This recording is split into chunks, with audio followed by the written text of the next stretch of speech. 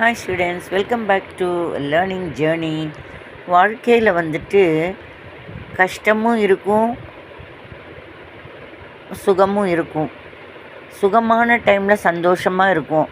கஷ்டமான டைமில் வந்துட்டு நம்ம என்ன பண்ணுறோம், ரொம்ப சங்கடப்படுறோம். ஒரு சில பேர் என்ன பண்ணுறாங்க அப்படின்னா, விபரீதமான முடிவுகளே எடுத்துடுறாங்க. நான் வந்துட்டு டிவியில் ஒரு தடவை பார்த்தேன். ஒரு பையனும் ஒரு பொண்ணும் காதலிச்சிருக்காங்க. கல்யாணமும் பண்ணணும்னு ஆசை. ஆனால் கல்யாணம் பண்ணியன்னா வாழறதுங்கிறது பெரிய கஷ்டமான விஷயம்.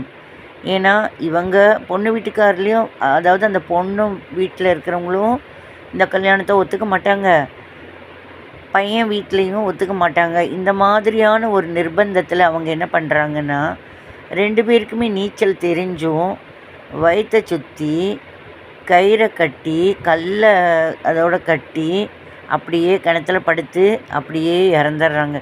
இந்த மூச்சு பிடிக்கக்கூடிய மூச்சை அப்படியே தம் பிடிச்சிட்டு அப்படியே இறக்குறாங்களே, அவ்வளவு கஷ்டப்பட்டு மூச்சை கஷ்டப்பட்டு தம் பிடிச்சி இறக்கிறதுக்கு பதிலாக அதே மூச்சு கஷ்டப்பட்டு அந்த மூச்சு நல்லா வேகமாக உழைச்சி நல்லா சம்பாதிச்சு அந்த இடத்துல இல்லாமல் வேறு இடத்துல போய் நல்லா வாழ்ந்து காட்டலாம். நான் இந்த காதல் திருமணத்தை நான் ஆதரிக்கலை. அநியாயமாக நல்ல ஒரு அறிவான ஒரு குழந்தைகளை கொடுத்துருக்கான் ஆண்டவன். அந்த பெற்றோர்கள் வந்துட்டு நல்லா கொண்டு வந்திருக்காங்க. பெருசாகிற வரைக்கும் படிப்பு எல்லாம் கற்றுக் கொடுத்துருப்பாங்க. இல்லை பெருசாகிற வரைக்கும் நல்லா வளர்த்திருப்பாங்க, நல்ல அறிவுசாலிகளாகவும். எதுக்கு வீணடிச்சுக்கணும்?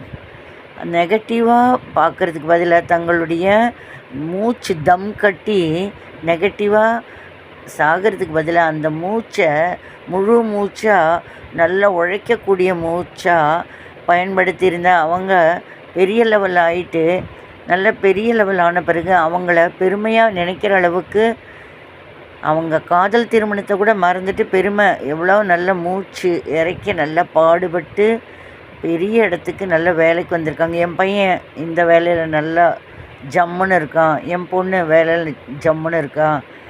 மீறி யாராவது உங்கள் வீட்டில் தான் உங்கள் பொண்ணு பையன்லாம் ஓடிடுச்சுன்னா கால் இருந்தால் ஓடத்தான் செய்வாங்க, ஏதோ ஒன்று சொல்லி சமாளிப்பாங்க. நல்லா சம்பாதிக்கிறாங்க, அவங்க முயற்சியை பாருங்கள் முதல்ல அப்படின்னு எதிர்த்தவங்களே சப்போர்ட் பண்ணுவாங்க. அதனால் நல்லா குழந்தை பிறந்தாலே சப்போர்ட் பண்ணுவாங்கன்னு சொல்லுவாங்க. நான் எதையும் நான் ஆதரிக்கலை.